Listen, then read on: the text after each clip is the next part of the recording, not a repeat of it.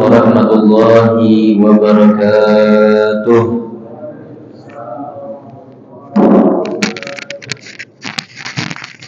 Alhamdulillah. Alhamdulillahi rabbil alamin. Allahumma salli wa sallim ala sayyidina Muhammadin wa ashghil adh-dhalimin bil-zalimin wa akhrijna min bainihim salimin wa ala alihi wa sahbihi ajma'in wa la hawla wa la quwwata illa billahil aliyyil azim. Rabbi shrah li sadri wa yassir li amri wa hlul 'uqdatam min lisani yafqahu qawli wa saddid lisani wahdi qalbi bihaqqi nabika sayyidina Muhammadin sallallahu alaihi wa sahbihi wasallam. Nawaina al-ijtima' wal intifa' kama intafa ahluna nawaina at-ta'allum wa at-ta'lim tadhakkura wa tazkir wal naf'a wal intifa' wal ifadata wal istifadah wal hassa ala tamassuki bi kitabillahi ta'ala wa sunnati rasulih sallallahu alaihi wa sahbihi wasallam والاتباع بالأسلاف والدعاء إلى الهدى والدلالة على الخير ابتغاء وجه الله مرضاته سبحان الله والحمد لله ولا إله إلا الله والله أكبر عدد كل حرف كتب ويكتب أبد العابدين والدهر الداهرين اللهم يا من هو في علو كائن يا من هو في فعل حميد يا من هو في مجده متين اللهم أكرمنا بنور الفهم والحفظ وارزقنا الحكمة والعدل وأخرجنا من ظلمة الوهم إلى النور وارزقنا فهم النبيين وحفظ المرسلين وإلحام الملائكة المقربين رب زدنا علما وفهما وعدلا يا أكرم الأكرمين بحق سيدنا محمد خاتم الأنبياء والمرسلين يا أرحم الراحمين اللهم يا فتاح يا عليم يا فتاح يا عليم يا فتاح يا عليم افتح علينا فتحا قريبا برحمتك يا أرحم الراحمين اللهم لا سهل إلا ما جعلته سهلا وأنت تجعل الحزن إذا شئت سهلا اللهم سهل لنا حفظ العلوم وهب لنا واسعة الفهوم بجاه نبيك المعصوم صلى الله عليه وصحبه وسلم اللهم أعيننا بالعلم وزينا بالحلم وأكرمنا بالتقوى وجملنا بالعافية يا أرحم الراحمين اللهم بارك لنا فيما بقي من الشعبان وبلغنا رمضان اللهم بارك لنا فيما بقي من الشعبان وبلغنا رمضان اللهم بارك لنا فيما بقي من الشعبان وبلغنا رمضان وإنا على الصيام والقيام وتلاوة القرآن واحفظنا من الذنوب والآثام وارزقنا حسن الختام برحمتك يا أرحم الراحمين صلى الله على سيدنا محمد النبي الأمي وعلى آله وصحبه وسلم والحمد لله رب العالمين أما بعد. Alhamdulillah, segala puji bagi Allah Subhanahu wa taala yang masih memberikan kita umur yang panjang dalam keadaan sehat walafiat sehingga masih diizinkan oleh Allah Subhanahu wa taala kembali kita berkumpul guna untuk bermunajat kepada Allah Subhanahu wa taala, meminta kepada Allah, bersalawat kepada baginda Nabi besar Muhammad sallallahu alaihi wasallam di majlis dan di masjid yang penuh dengan keberkahan ini. Mudah-mudahan tidaklah kita dikeluarkan oleh Allah kecuali seluruh dosa-dosa kita diampunkan oleh Allah Subhanahu wa taala dan kita diberikan keistiqamahan untuk selalu berada di jalan yang diridhai oleh Allah Subhanahu wa taala, diberikan keistiqamahan oleh Allah untuk selalu bisa hadir dan duduk di majlis-majlis ta'lim. Amin Allahumma amin ya rabbal alamin. Ma'asyiral hadirin rahimani wa rahimakumullah, melanjutkan daripada kisah Isra wal Mi'raj yang kemarin sempat juga terpotong baru 3 pembahasan, tapi ala kulli hal ya insyaallah khair kita lanjutkan pada malam hari ini. Sedikit kita mengulang. Jadi kemarin terakhir sampailah Nabi sallallahu alaihi wasallam menjelaskan tentang masalah burak. Fa idza ana bil buraqi dabba fawqa al-khimar. Kata Nabi sallallahu alaihi wasallam, burak itu lebih besar daripada keledai dan lebih kecil daripada kuda. Khutuhu muntaha tarfi. Kata Nabi sallallahu alaihi wasallam, satu langkah daripada langkahan burak itu sepanjang mata dia memandang, di ujung daripada pandangannya itu baru satu langkah. Nah itu burak tersebut. Dan burak ini adalah kendaraan daripada Nabi Allah Ibrahim alaihi salatu wassalam. Dan pada saat pertama kali burak tidak galak dinaiki oleh baginda Nabi besar Muhammad sallallahu alaihi wasallam memberontak. Kenapa? Karena Buraq tahu bahwasanya Nabi SAW pernah memegang berhala.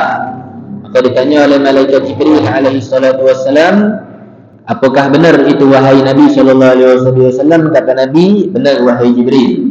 Sungguhnya pada saat aku masih kecil, aku pernah memegang Buraq seraya berkata, sungguh celaka wong yang menjadikan kau sebagai Tuhannya. Maka pada saat itu aku sambil memegang daripada berhala tersebut. Kata Nabi SAW, itulah sejarah satu kalinya aku cuma memegang berhala. Maka kata malaikat Jibril alaihi salatu wassalam, wahai Buraq, sesungguhnya tidak ada orang yang akan pernah menunggangimu kecuali semulia hanya Nabi besar Muhammad sallallahu alaihi wasallam. Maka Buraq langsung menundukkan tubuhnya, maka langsung dinaiki oleh baginda Nabi besar Muhammad sallallahu alaihi wasallam. Ya, pada malam hari ini kita akan memasuki daripada bab rihlah. Rihlah ini sudah mulai berjalan. Ya, berjalannya Nabi sallallahu alaihi wasallam ini udah naik Buraq. Ya, sudah naik Buraq, maka mulai berjalan. Nah, di sini pertama malaikat Jibril alaihi salatu wassalam mengajak Nabi itu untuk masuk ke dalam 4 alam. Ya, jadi diajak oleh malaikat Jibril itu masuk ke dalam 4 alam. Jadi bukan cuma satu alam deh. Yang pertama yakni alam dunia. Alam dunia ini alam bumi. Ya. Habis itu yang kedua alam langit. Yang ketiga alam perumpamaan. Dan yang keempat adalah alam akhirat, alam yang menjelaskan tentang maslahat syurga dan maslahat neraka. Nah, itu empat apa? 4 alam ini yang dijalani oleh malaikat Jibril dan Nabi SAW. Maka yang pertama kali malaikat Jibril alaihi salatu wassalam mengajak baginda Nabi besar Muhammad SAW untuk melewati dan memasuki alam perumpamaan. Yang sebagaimana kemarin sudah kita jelaskan 3 ikut. Pertama, Nabi SAW berjumpa di dalam perjalanannya ada orang yang manggil dari sebelah kanan beliau. Muhammad, Muhammad, kata orang yang manggil tersebut. Tapi tidak diladeni oleh Nabi. Ya enggak, jalan terus Nabi. Jalan lagi, ada yang manggil pula dari sebelah kiri. Ya enggak, panggilan dari sebelah kiri tersebut ngomongkan, ya Muhammad ala ristik. Wahai Muhammad, pelan-pelan.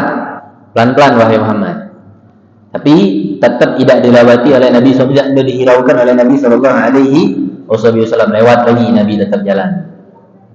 Pas jalan dipanggil lagi yang ketiga.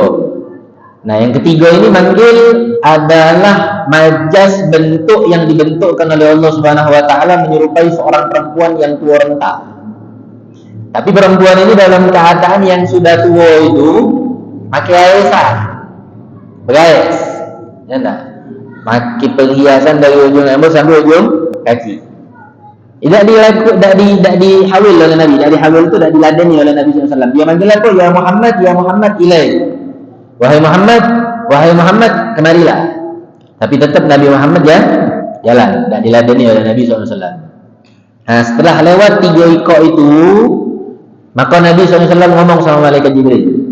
Ya Jibril, man hazal ladzi nadani an yamin. Wahai Jibril, siapa tadi yang manggil aku dari sebelah kanan? Kata malaikat Jibril alaihi salatu wassalam, wahai Muhammad, sesungguhnya yang manggil engkau tadi adalah da'iyatul Yahud. Panggilan daripada wong Yahudi. Kata malaikat Jibril, wahai Muhammad, andai kalau seandainya engkau menoleh atau engkau melihat daripada seruan panggilan daripada wong Yahudi tersebut, maka seluruh umatmu akan menjadi Yahudi. Tapi Nabi Muhammad tidak ada ni. Terus. Akhirnya Nabi Muhammad ngomong lagi, ya Jibril, man hadzal ladzi nadani an yasari. Wahai Jibril, siapa yang tadi manggil aku dari sebelah kiri? Kata malaikat Jibril alaihi salatu wasallam, wahai Muhammad, yang memanggil engkau dari sebelah kiri tadi adalah da'iyatan nasara. Wallazi nafsi biyadi law ajabtahu. Wahai Muhammad, sungguhnya yang manggil engkau dari sebelah kiri tadi itu adalah seruan panggilan daripada kaum Nasrani. Demi Allah, kata malaikat Jibril, andai engkau penuhi daripada panggilan itu tersebut, maka seluruh umatmu akan menjadi Nasrani. Terus yang ketiga, kata Nabi SAW, siapa yang manggil aku tadi yang ketiga, wahai Jibril, yang berbentuk seorang perempuan yang tua renta berpakaian hiasannya penuh. Kata malaikat Jibril alaihissalam, wahai Muhammad, itulah perumpamaan dunia yang diumpamakan oleh Allah Subhanahu wa taala sudah tua tapi guys. Nah, kita tengok sekarang dunia ini. Ya enggak? Umurnya ini udah tua. Lana hancur lebur. Nah, bahas tentang dunia kemarin itulah akhirnya panjang lebar ya. Tentang masalah dunia yang minggu kemarin. Hancur lebur. Lah udah nak parak lah lebu. Cagaknya lah goyang kalau sudah tak tahu lagi gimana. Ya, tinggal nunggu nyampaknya deh. Tapi apa? Gedung semakin tinggi. Proyek semakin dibangun. Semua apa yang ada di dunia semakin hari semakin difasilitasi. Ya. Padahal umurnya lah nak tua, lah nak gombol lah sudah. Dah kuawa lagi, nak tegak tu dah tegur lagi sudah. Ya. Tapi apa? Terus kita tengok pembangunan itu di sana, pembangunan ini di sini, rumah ini di sana, rumah ini di sini, gedung itu di sana, gedung itu di sini, semua. Ya sih. Padahal dunia sudah umurnya tu. Kata malaikat Jibril alaihissalam, wahai Muhammad, kalau seandainya engkau memenuhi daripada panggilan yang ketiga ini, maka semua umatmu akan tergodakan dengan dunia. Alhamdulillah, ketiga-tiganya tidak dihawil, tidak ditolak oleh Nabi besar Muhammad sallallahu alaihi wasallam. Alhamdulillah, kita gala-gala dijadikan tak ada kata yang Yahudi dan Nasrani. Atau mungkin kita punya kawan kita yang Yahudi Nasrani, tapi sekarang sudah mungkin meluk ke dalam agama Islam. Dan alhamdulillah kita orang dijadikan oleh Allah Subhanahu wa taala telah mengetahui betapa bahayanya kalau seandainya kita mengambil dunia. Dan alhamdulillah ketiga-tiganya tersebut tidak dipenuhi oleh baginda Nabi Muhammad sallallahu alaihi wasallam. Nah, ketika panggilan tersebut setelah dilewati oleh Nabi SAW dan malaikat Jibril, maka sebelum Nabi Muhammad melanjutkan daripada perjalanannya setelah bertanya kepada malaikat Jibril tadi, itu malaikat Jibril bawa 2 ekor inak. Inak ini 2 ekor cangkir. Ya, 2 ekor cangkir. Cangkir ini diberikan sama Nabi. Malaikat Jibril tadi bawa 2 ekor cangkir. Sikok isinya susu, sikok isinya khamar. Ya, dari cangkir yang dibawa oleh malaikat Jibril tadi isinya susu sama isinya khamar. Khamar itu yang mabuk-mabukan. Kalau tak tahu mabuk-mabukan tua ada jual selepang. Kanan sama kiri dibawa malaikat Jibril. Kata malaikat Jibril, wahai Muhammad SAW, minumlah. Malaikat Jibril tidak tentukan, wahai Muhammad minumlah ini atau minumlah ini, tidak. Tapi Nabi Muhammad dulu disuruh oleh malaikat Jibril untuk milih. Nah, maka yang dipilih oleh Nabi Muhammad apa? Diambillah susu oleh Nabi SAW. Maka malaikat Jibril ngomong di situ. Ketika Nabi SAW mengambil susu, asabtal fitrah. Kata malaikat Jibril alaihissalam, sungguh engkau telah benar wahai Muhammad.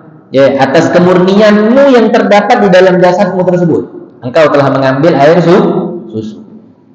Kata malaikat Jibril alaihissalam, kalau seandainya yang engkau ambil wahai Muhammad adalah arak atau khamar, maka seluruh umatmu akan tersesat. Nah, akan tersesat. Tapi yang diminum oleh Nabi SAW, yang diambil oleh Nabi SAW adalah air susu. Nah, ini masih dalam perumpamaan. Ya, masih di dalam alam perumpamaan. Ketika Nabi SAW sudah meminum susu tersebut, sudah diambil oleh Nabi Muhammad air gelas inak. Inak itu gelas yang berisi susu. Maka lanjut lagi Nabi SAW bersama malaikat Jibril. Ketika lanjut lagi, nah di sini Nabi SAW melihat sebuah kaum. Dalam perjalanannya itu melihat suatu kaum. Mereka menanam, habis itu panen. Nanam lagi, habis panen. Nanam lagi, habis panen. Itu dijinjau oleh Nabi itu dengan sangat cepat perjalanannya. Nanam manen. Tanpa perlu waktu yang lama.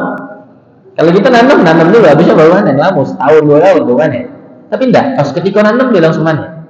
Habisnya nanam lagi, panen lagi, nanam lagi, panen lagi. Nabi SAW bertanya sama malaikat Jibril, wahai Jibril, apa itu? Siapa mereka semua itu wahai Jibril?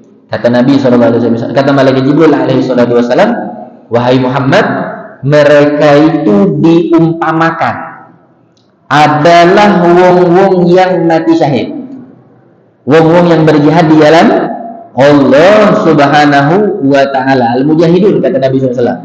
Enggak, wong-wong yang berjihad, yang mati syahid di jalan Allah Subhanahu wa Ta'ala. Bisa begini adif.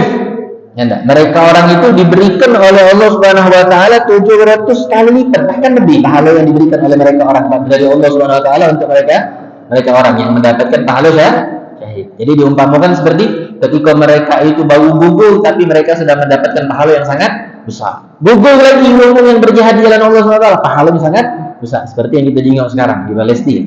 Enggak, waliyadzubillah min dzalik, kekejaman Zionis di zaman ini sampai mereka orang yang ada di Palestina itu ngomong ke belum pernah kekejaman itu terjadi pada sebelumnya. Seperti sekarang ini. Enggak, sampai habis sudah rakyat Palestina itu tidak tahu lagi udah mana. Enggak, ingat, tapi kita yakin sama Allah Subhanahu wa Ta'ala.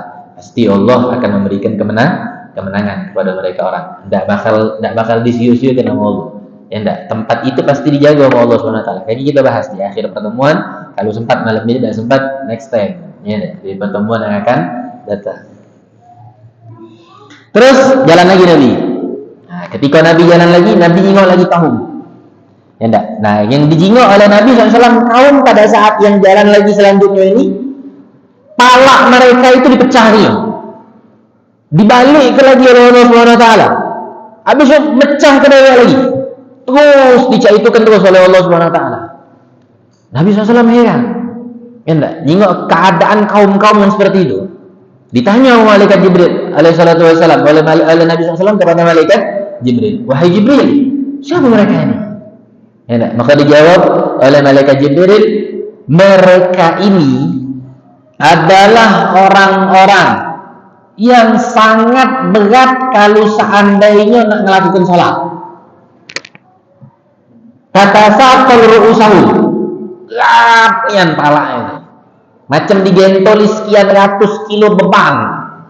Nak sholat itu kalau pacak detik-detik terakhir berdua asal baru sholat, detik-detik berdua isya baru lagi, detik-detik pada azan subuh baru nak sholat isya. Hati-hati ya. Nah ini Nabi SAW tengok perumpamaan kaum ini. Jadi di akhirat itu kaget, mereka tuh mecahkan palak dari mereka. Bukan meninggalkan, bukan. Ini yang meninggalkan lain lagi hukumannya dari Allah SWT. Tapi untuk mereka orang yang berat untuk melakukan sholat, bukan di awal waktu ketika azan sudah datang mereka orang masih beleha-leha. Kagetlah. Uji Taufik Asnuri almarhum itu ketika ada azan yang memanggil hayya 'alas sholat, wong-wong yang berat sholat ini jawab, lajulah. Saking kenapa? Mereka orang itu susah dan beratnya untuk melakukan sholat. Nah ini siap-siap. Bagi orang yang suka berat melakukan sholat, nah ini keadaannya. Maju lagi Nabi.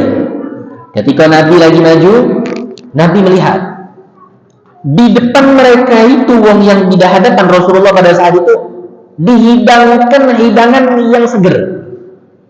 Ya, daging-daging yang sehat, seger bugar dagingnya itu. Tapi tidak dimakan oleh mereka. Justru ketika Nabi melihat mereka orang berpindah ke tempat sebelahnya, memakan daging-daging yang sudah busuk. Daging yang segar ditinggal, daging yang busuk dimakan. Maka Nabi bertanya, wahai Jibril, man haula? Siapa mereka semua wahai Jibril? Kata malaikat Jibril alaihi salatu wasallam, itu adalah bagian daripada umatmu yang mereka orang sebagai laki-laki sudah mendapatkan istri yang halal, tapi dia tidak bermalam dan mendatangi istrinya tersebut, justru malah keluar mencari istri-istri atau perempuan-perempuan yang belum halal untuk dia. Dan sebaliknya kata malaikat Jibril, seorang istri yang sudah memiliki pasangan suami yang halal, tapi dia malah mencari seorang lelaki yang masih haram. Nah, ini kata Nabi SAW, diumpamakan mereka orang itu nanti memakan daging-daging yang sudah disediakan oleh Allah yang halal, yang segar, yang sehat, tanpa ada segala macam sakit, penyakit, biang, virus, apapun itu dah ada. Tapi apa? Dilewati, tidak dimakan. Lebih demenlah mengambil daging yang busuk, lebih demen mengambil pakaian yang haram daripada pakaian yang halal. Nah ini yang dijingak oleh Nabi Shallallahu Alaihi Wasallam. Maju lagi Nabi. Ketika Nabi lagi maju, maka Nabi melihat kaum yang dilihat oleh Nabi pada saat itu memotong lidahnya dewek. Balik lagi oleh Allah, dipotong lagi. Dibalik lagi oleh Allah, dipotong lagi. Terus dilihat oleh Nabi Shallallahu Alaihi Wasallam pada saat itu. Maka ditanya oleh malaikat Jibril, ditanya oleh Rasulullah SAW kepada malaikat Jibril, man haula ya Jibril? Siapa mereka ini semua wahai Jibril? Maka malaikat Jibril ngomong, al-khutaba al-fasaqa. Ya enggak? Seorang ulama dai yang menyampaikan ilmu warisannya Rasulullah SAW, tapi dia tidak ngawiti. Nah ini hati-hati. Kalian yang mudda'i, ya, kalian yang berdakwah, kalian yang menyandang gelar sebagai mungkin penerus dakwahnya Rasulullah. Ya, nah. Jadi jangan cuma ngajak ngomongkan ini halal, ini haram, tapi yang haram masih digawi kenyo. Ngajak untuk berbuat taat, tapi dia tidak taat. Ngajak dia untuk melakukan perbuatan amal ibadah, tapi dia tidak melakukan ibadah. Ngajak untuk menutup aurat, tapi yang keluar buka aurat. Nah ini yang dijingok oleh Nabi SAW. Al-khutbah al-fasaqa.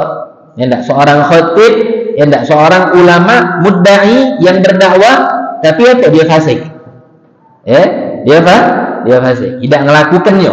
Dia ngajak tapi dia tidak ngawikinya. Makanya ulama, ustadz, kiai yang menyandang gelar mereka itu sebagai mudda'i atau pendakwah, itu banyak.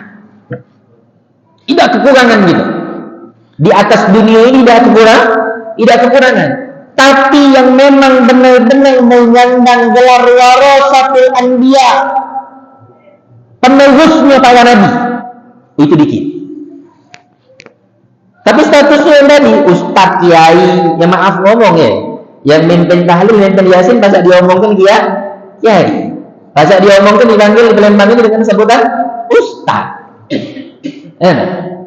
Banyak yang saya itu di Palembang, di Indonesia terutama. Tapi yang memang benar-benar warasa, meneruskan warisan daripada anbiya, para nabi-nabi terdahulu, yang mereka orang itu bukan cuma ngomong, tapi mereka juga mengerjakan apa yang mereka sampaikan. Nah itu yang menyandang gelar warasatul anbiya, itu bisa dihitung bagi jari. Bisa dihitung bagi jari. Itu dijingok oleh Nabi. Ya, lidahnya ditariknya, dipotongnya dewek, balik lagi. Lidahnya ditarik, dipotong lagi. Ya, dia potong dewek, bukan dipotong, tapi dipotong dewek. Waliyadzubillah min zalik. Terus Nabi jalan lagi. Ketika Nabi jalan, Nabi melihat ada seekor sapi yang sangat besar keluar dari lubang yang paling kecil. Dan yang Nabi jingok lagi selanjutnya itu adalah sapi ini muter lagi. Sapi yang besar tadi muter lagi, nak masuk lagi ke dalam lubang yang kecil tersebut. Ya mustahil. Tidak bakal baca. Nah, akhirnya Nabi ngomong sama malaikat Jibril. Wahai Jibril, ini siapa? Kata malaikat Jibril. Kata Nabi SAW. Kata Nabi SAW, siapa ini wahai Jibril? Maka Jibril menjawab, wahai Muhammad, mereka ini adalah perumpamaan seseorang yang mengeluarkan ucapan yang dampaknya itu sangat besar. Tapi ketika ucapan itu sudah keluar, dia mau nyesel. Nah dibaliknya lagi, tidak bakal baca. Makanya Sayyidina Ali bin Abi Thalib karramallahu wajhahu wa radhiyallahu anhu arda, itu beliau itu pernah ngomong, ciri mukmin sesungguhnya akalnya itu berada di depan lidah. Ya. Akalnya itu berada di depan lidah. Tapi ciri bukan seorang mukmin adalah akalnya berada di belakang Lidah dia. Maksudnya apa kata Sayyidina Ali? Ciri seorang mukmin yang sesungguhnya mikir dulu baru mau ngomong. Dan bukan ciri seorang mukmin yang ngomong dulu lalu mikir. Nah, ini diumpamakan seperti itu. Ya enggak? Dia mengeluarkan ucapan yang dampaknya itu sangat besar. Nah, ini juga hati-hati buat seorang mudda'i, ya, yang pendakwah, yang statusnya sebagai seorang yang menyampaikan ilmu. Terutama jangan niat nak macak-macak muat hukum dewe. Kalau yang ada belum mufakatan daripada ulama, jangan macak-macak. Apalagi sampai nak ngeluarkan, oh ini hukumnya sekian. Padahal hal itu tuh masih belum pernah diperbincangkan oleh ulama kita. Ulama kita deh, apalagi ulama yang lain. Contoh seperti zaman-zaman McNary yang ada segala macam alat-alat elektronik yang ada di zaman sekarang.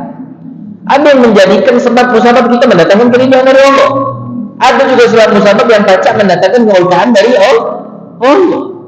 Enggak, nah itu di zaman sekarang gampangnya lu merubah hukum. Yang hukum tadi itu diharamkan dalam syariat tapi dijadikan halal. Karena kenapa? Mungkin kepentingan pribadi. Lain sebagainya. Yang waliyadzubillah min zalim. Habis itu dia mau nyesal. Oh cobalah, ngapa aku nak macam-macam buat hukum ini? Nah dibalik lagi tidak baca. Karena kenapa? Uang sudah berpegangan daripada omongan itu tersebut. Apalagi dia sebagai amir itu sebagai penguasa. Nah ini hati-hati. Ya enggak? Di dalam penguasaan apapun yang itu pikul. Entah itu dari jabatan yang paling rendah sampai jabatan yang paling tinggi. Jangan mudah-mudah memberikan tekinan. Kalau di bahasa Palembang itu tekinan, ya.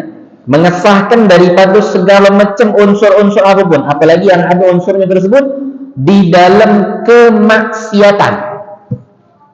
Waliyadzubillah min zalik. Ya, hati-hati. Terus jalan lagi Nabi. Nah, ketika Nabi jalan lagi di sini Nabi SAW mencium aroma yang sangat wangi. Dan dari aroma tersebut memiliki rasa yang sangat dingin. Maka Nabi SAW ngomong sama Malaikat Jibril, siapa ini wahai Jibril? Aku ini wahai Jibril. Maka dijawab oleh Malaikat Jibril, wahai Rasulullah SAW, ini adalah suara surga dan aroma surga. Indahnya suara yang didengar oleh Nabi tersebut. Aromanya wangi, dinginnya. Kata Nabi SAW, ketika bertanya sama Malaikat Jibril, maka Jibril menjawab, ini adalah suara surga dan ini adalah anginnya surga serta ini adalah aroma surga. Maju lagi. Ketika maju lagi, Nabi SAW mendengar rintihan yang sangat histeris, pekikan yang sangat dahsyat, bau yang sangat busuk, terus rasa angin yang keluar itu sangat panas. Maka ditanya sama Rasulullah SAW kepada Malaikat Jibril, maka Jibril alaihissalam ngomong, wahai Rasulullah, ini adalah aromanya neraka, ini adalah anginnya neraka, dan ini adalah suaranya neraka. Dalam riwayat yang lain, Nabi juga mencium aroma yang sangat wangi. Enggak, wanginya itu Masya Allah. Sampai Nabi SAW ngomong, wanginya itu sangat khas, memiliki khas yang beda dengan aroma surga. Enggak, tapi derajatnya tetap masih tinggi surga. Enggak. Ketika ditanya oleh Malaikat Jibril, maka dijawab oleh Malaikat Jibril apa? Masyitat imra'atul Fir'aun. Ini adalah aroma wangi tukang sisir istrinya Fir'aun. Ini kita tahu cerita ini panjang, ya. Cerita ini udah ma'ruf, udah terkenal. Cerita tentang tukang sisir bininya Fir'aun. Kalau nak dicerita di sini, agak ada yang ngamuk lah, tidak kelak-kelak cerita ini. Dari makin belum habis-habis. Ya, nah itu ya di dalam kisah-kisah tersebut. Dan masih banyak lagi yang dilihat oleh Nabi SAW. Nah, sedikit kita masuk, mungkin masih ada kesempatan dikit sebelum azan. Ini yang penting. Yang di akhir zaman ini suka digembor-gembori tentang masalah dua. Satu ziarah, dua tabarukan, mengambil keberkahan. Ternyata apa? Di dalam peristiwa Isra. Ini kita masih bahas Isra, ya, belum Mi'raj. Mi'rajnya masih panjang. Wallahu alam. Kalau masih ada umur, sehat afiat ketemu, insyaallah kita selesai gitu. Enggak, walaupun kaki ujung-ujung sampai mungkin Ramadan, mungkin anak ngisi juga di sini subuh-subuh, anak bahas ini juga mungkin. Ya enggak? Atau mungkin kakek nyimak keadaan yang lain, karena ini juga lumayan penting. Enggak? Kisah Isra wal Mi'raj dibahas detail itu sangat jarang. Karena kenapa? Waktu yang mungkin memang tidak cukup dan lain sebagainya, yang mungkin juga Nabi tak maaf sama bapak semuanya yang hadir di sini hadirin. Kalau mungkin waktunya agak ngulu-ngulu dikit, enggak? Karena memang cerita ini, masya Allah, perjalanan yang belum pernah dirasakan satupun makhluk ciptaan Allah kecuali hanya Nabi Muhammad Sallallahu Alaihi Wasallam. Akhirnya ketika semua itu sudah dilewati oleh Nabi, wong yang mak ini, model mak itu, kaum mak ini, model mak itu, semuanya dilewati. Maka Nabi SAW diajak oleh malaikat Jibril untuk menziarahi beberapa tempat. Dan malaikat Jibril nyuruh Nabi SAW untuk turun. Dan Nabi sholat. Tujuannya untuk mengambil keberkahan. Yang pertama, ketika jalan, Nabi SAW diajak oleh malaikat Jibril alaihi salatu wassalam mampir ke suatu tempat. Yang di dalam hadis Nabi SAW ngomong itu tempatnya itu banyak nian pohon-pohon kurma, rindang dengan pohon kurma, penuh dengan pohon kurma. Nabi tidak tahu tempat ini tempat apa. Ya, maka Nabi SAW bertanya lagi kepada malaikat Jibril, wahai Jibril, ini tempat apa? Maka dijawab oleh malaikat Jibril, wahai Rasulullah SAW, ini tempat namanya adalah Yathrib, yang nantinya engkau wahai Muhammad akan hijrah ke kota ini. Ya enggak? Dan kota itu akan kau ganti nama. Ya enggak? Sesuai dengan apa yang diganti oleh Nabi SAW dengan kata Madinah Al-Munawwarah. Sebelumnya namanya Yasrib. Ya enggak? Itu pohon kurma banyak. Ya enggak? Yang dilihat oleh Nabi pada saat itu pohon kurma sangat rindang di situ. Nabi disuruh turun dalam malaikat Jibril. Wahai Jibril, mampir kita ke sini. Fasholli rak'atain, maka sholatlah engkau 2 rakaat, mengambil keberkahan. Ini baru sikap 2. Habis itu Nabi SAW diajak lagi, sudah selesai sholat, diajak lagi naik buraq. Ketika diajak lagi naik buraq, Nabi SAW disuruh kembali oleh malaikat Jibril untuk berhenti dan turun mampir. Kemana? Ke Baitul Lahmin, tempat kelahiran daripada Nabi Allah Isa, atau yang sekarang ini dikenal dengan Bethlehem. Itu sebenarnya bahasa Arab.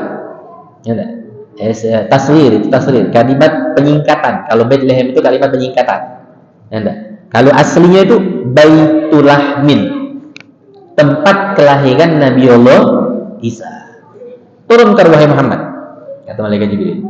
Maka Nabi Muhammad sholat, turun di situ mengambil keberkahan daripada rumah tempat kelahiran Nabi Allah Isa. Nabi naik lagi ke buraq.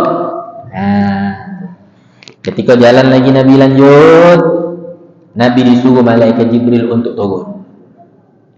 Ini turunnya nih bagi kalian yang suka repot ngurusi ziarah kubur. Ini diantara dalil yang kedua.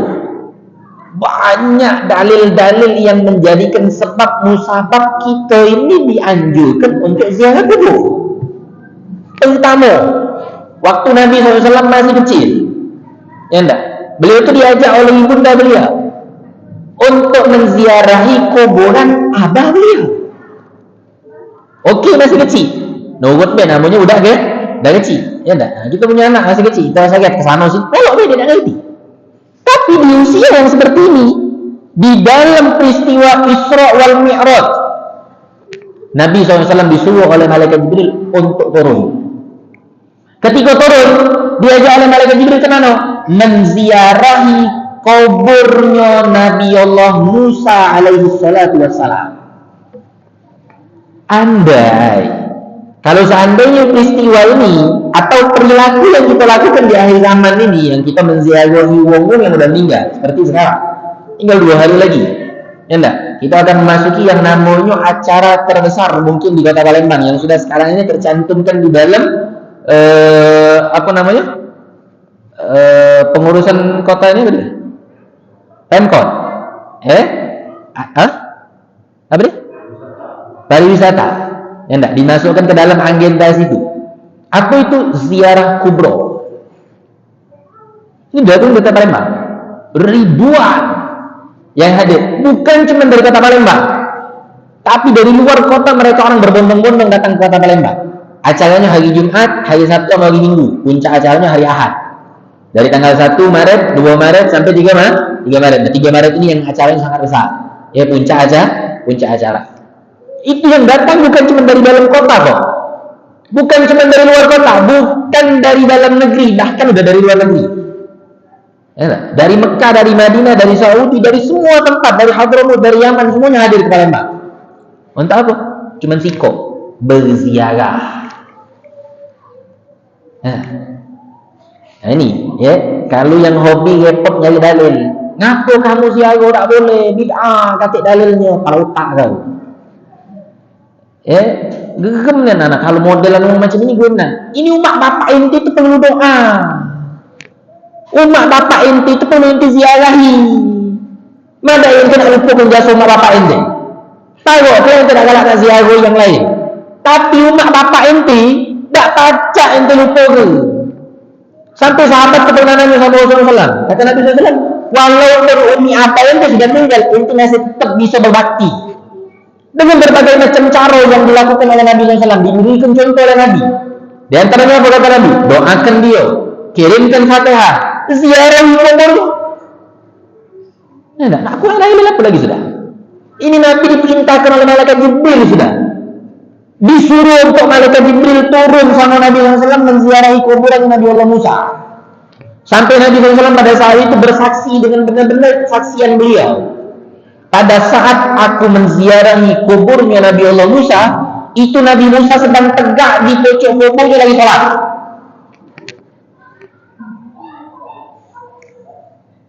Nisfu Sya'ban. Kita lewatin malam Ahad kemarin. Itu Sayyidatuna Aisyah radhiyallahu anha itu menjelaskan di dalam hadis beliau yang sahih. Itu Sayyidatuna Aisyah di malam Nisfu Sya'ban itu tidak pernah nemuin Nabi itu ada di samping beliau. Ketika Nabi SAW dicari pertama kali, ketika Nabi SAW dilihat dah hati di samping Sayyidatuna Aisyah, ini di dalam Nisfu Sya'ban. Maka Sayyidatuna Aisyah nyari sekeliling rumah, dicari oleh Nabi, dah hati, ya enggak? Oleh Sayyidatuna Aisyah, dah temui Nabi dah hati di dalam rumah. Ternyata pas ketika dibuka dari pintu rumahnya beliau, dijingok Nabi di malam hari. Ini dalil juga, ya enggak? Bagi orang yang hobi galak ziarah malam. Oh, hati-hati, kedukunan. Hati-hati, pensantetan. Palak kau. Ini Nabi. Ya enggak? Pas ketika malam-malam keluar dijingok sama Sayyidatuna Aisyah. Dibuka pintunya. Di malam Nisfu Sya'ban, Nabi SAW sedang menziarahi sahabat-sahabatnya di pemakaman Baqi. Ini malam-malam ini. Ya enggak? Jadi jangan terlalu nak manyah ke dosa. Kalau tak tahu kunci mulut ente, tak usah repot nak menyalahin mak ini, nak menyalahin mak itu, sampai nak menyalahin syariat pula. Ini musim, zaman ini musim ini sudah. Ya enggak? Kaki ujung-ujung kalau yang model mak ini tak boleh, kaki suruh jenazah di jalan lagi. Ya, tak usah ente mandikan, tak usah ente kafani, tak usah ente tahlili, tak usah ente ngapui. Tak boleh loh. Yasinan tak boleh, tahlilan tak boleh, ziarah kubur tak boleh. Lihatlah dia masuk jalan jenazah. Ini kadang Masya Allah akhir zaman ini kita jangan mudah-mudah ya. Jangan mudah-mudah terprovokasi dengan pemahaman yang diselimuti di dalam syariat. Ini propaganda kali ini. Propaganda program daripada orang Yahudi dan Nasrani. Di dalam hadis yang sahih, Nabi SAW ngomong apa? Zurul kubur. Ziarahi kubur, kata Nabi, fa innaha tuzakkirukumul akhir. Karena ketika ente ziarah ke kubur, ente akan ingat akan perkara-perkara akhirat. Yang mana perkara itu kalau ente datang dalam kuburan ziarah, ente bakal sadar. Udah lama lagi berarti aku ni bakal juga naik linggo-linggo. Udah lama lagi bakal aku nih yang digotong pula. Kalau saya aku ngotong besok mungkin aku digotong oleh dia. Tak dilarang. Nah ini waliyadzubillah min zalik. Dan masih banyak lagi yang dilewati oleh Nabi SAW. InsyaAllah kita lanjutkan di dalam pertemuan-pertemuan yang akan akan datang. Mudah-mudahan Allah Subhanahu wa taala berikan kita umur yang panjang dalam keadaan sehat walafiat, sehingga kita bisa melanjutkan daripada ilmu-ilmu yang kita dapetin dan menjadi ilmu-ilmu yang barakah, ilmu yang bermanfaat, ilmu yang bisa kita wariskan kepada anak cucu keluarga kita yang akan datang, serta ilmu yang insyaallah menjadi kebanggaan untuk baginda Nabi besar Muhammad sallallahu alaihi wasallam, dan penyelamat untuk kita orang baik di dunia maupun khususnya nanti di akhirat. Allah selamatkan kita daripada semua pengaruh-pengaruh yang bisa mengundang murkanya Allah Subhanahu wa taala. Amin Allahumma amin ya rabbal alamin. Dan kita minta kepada Allah Subhanahu wa taala, mudah-mudahan di sisa-sisa daripada malam yang ada di dalam bulan Sya'ban ini, Allah berikan kita umur yang panjang dalam keadaan sehat walafiat, dalam keadaan taat kepada Allah Subhanahu wa taala, hingga kita bisa berjumpa pada bulan Ramadan yang akan datang, dan kita kembali diberikan umur yang panjang oleh Allah Subhanahu wa taala, bisa bertemu pada bulan Rajab, bulan Sya'ban dan bulan Ramadan di tahun yang akan datang. Amin Allahumma amin ya rabbal alamin. Allahumma barik lana fima baqiya min Sya'ban وبلغنا رمضان. اللهم بارك لنا فيما بقي من شعبان وبلغنا رمضان. اللهم بارك لنا فيما بقي من شعبان وبلغنا رمضان. وإنا على الصيام والقيام وتلاوة القرآن واحفظنا من الذنوب والآثام وارزقنا حسن الختام برحمتك يا أرحم الراحمين. اللهم اهدنا بهداك واجعلنا ممن يسارع في رضاك ولا تولنا وليا سواك ولا تجعلنا ممن خالف أمرك وعصاك. وحسبنا الله ونعم الوكيل ولا حول ولا قوة إلا بالله العلي العظيم. صلى الله على سيدنا محمد النبي وعلى آله وصحبه وسلم والحمد لله رب العالمين. السلام عليكم ورحمة الله وبركاته.